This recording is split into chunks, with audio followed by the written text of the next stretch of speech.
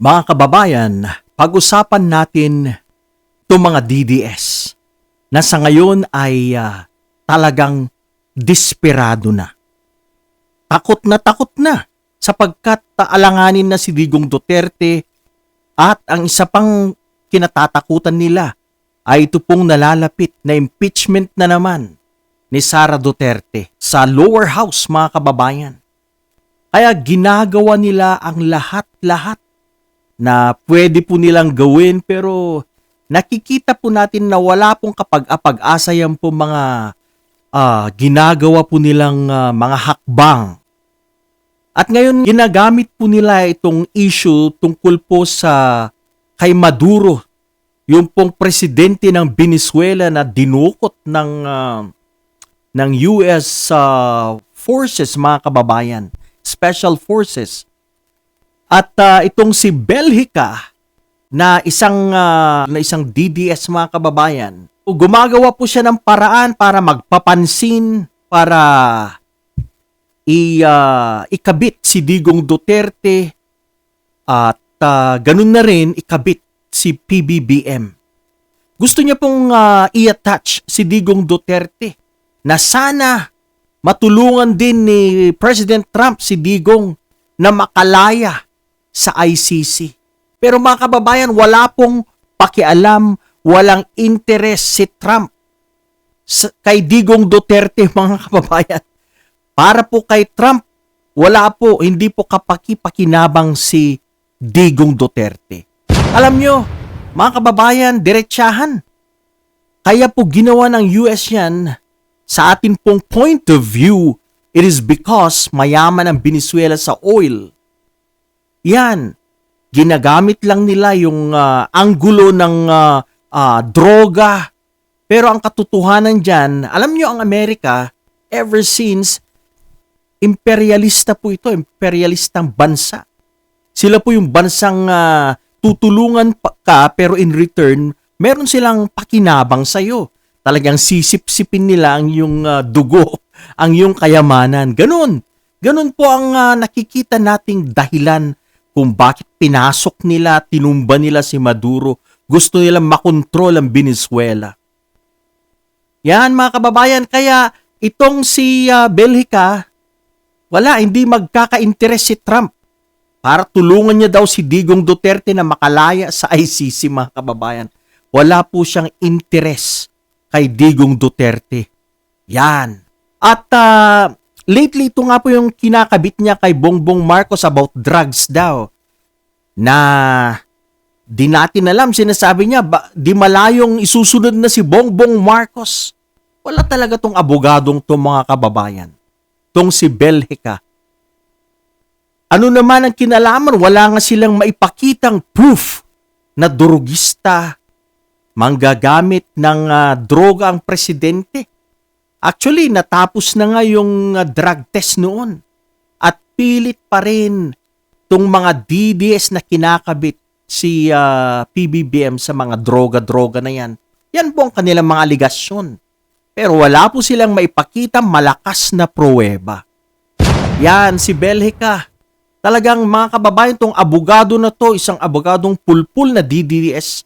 Katulad din po ito ni Bundok na ang iba po, kulang sa hulog or wala sa hulog ang mga abogadong ito, mga kababayan. So yan, ang punto po natin dito, mga kababayan, is ito po, na desperado na ang mga DDS. Ang mga leaders ng DDS desperado na. Of course, si Harry Roque, wala na yan. Hindi na po yan makagalaw dahil wanted na po yan. Itong si Belhica ngayon ang bumabanat. At kahit ano-ano po ang kanya naiisip, even paglapit kay Donald Trump, mga kababayan, desperado na po sila. Wala na silang kapag-asa kay Digong Duterte. Walang interim release. Now, na-reject na naman po yung kanilang request na sila ang kukuha ng mga experts para i-assess si Digong Duterte. Dahil alam nyo po, yung pong resulta na inilabas ng mga experts na itong si Digong po ay fit to stand trial. Walang kaproble-problema. Sila lang po yung mga gumagawa ng mga kwento. Tong kapamilya ni Digong Duterte at mga DDS. Now, gusto po nilang palitan daw yung mga eksperto na mag-a-assess.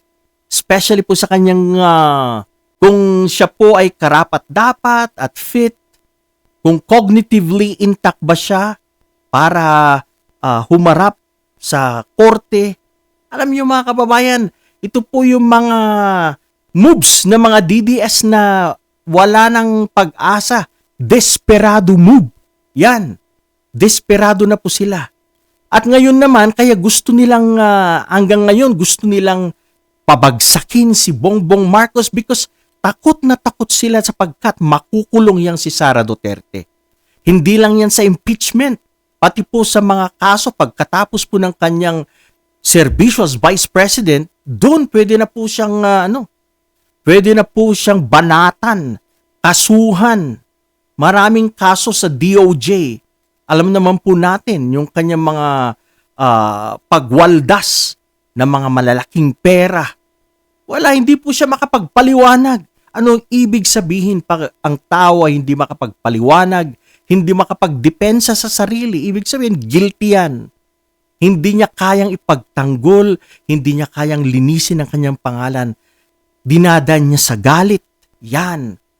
At dinadaan niya po sa mga claims na they are politically persecuted. Yan po ang kanilang ginagamit na naratibo para po depensahan ang kanilang tagilid na stand, mga kababayan. Pero ang totoo, mga kababayan, guilty po yan sa mata ng taong bayan, sa mata ng majority of the Filipino people, tong si Sara Duterte at mga alipores, mga guilty po yan. Puro mga guilty. Puro mga nagtatago, mga puganti kagaya ni Harry Roque, Tebes, etc., Alice Goo. Na-notice niyo po ba na lahat ng kanilang mga kaalyado or most of them ay mga pinaghahanap ng batas. Sila po yung mga nagtatago dahil gumawa ng mga bagay-bagay na illegal or gumawa ng kasalanan laban po sa ating bayan. Kaya balikan po natin itong si Belhica na isang abogadong, pulpul. Ito po ay wala nang pag-asa. Desperado na, kaya kahit ano-ano pong mga options ang naiisip niya ang paglapit kay Trump para ipasubo itong si Bongbong Marcos, ang ating Pangulo, at para daw mapalaya itong si Digong Duterte. Attorney Bellica, dream on! Alanganin niyang iniisip mo. Nako, magtanim ka na lang ng kamote, attorney, dahil sa bagay na yan, maaari ka pang makinabang kaysa sa mga pinaggagawa mo pagtatanggol sa mga Duterte na napakaliwanag naman na gumawa sila ng kasalanan sa bayan at dapat nila itong harapin. Dapat silang makasuhan sapagkat ito ay hindi tama. Ito lang po muna ngayon, mga kababayan. Marami pong salamat sa mga nagsusubscribe po sa ating maliit na YouTube channel. Mag-iingat po tayo lagi.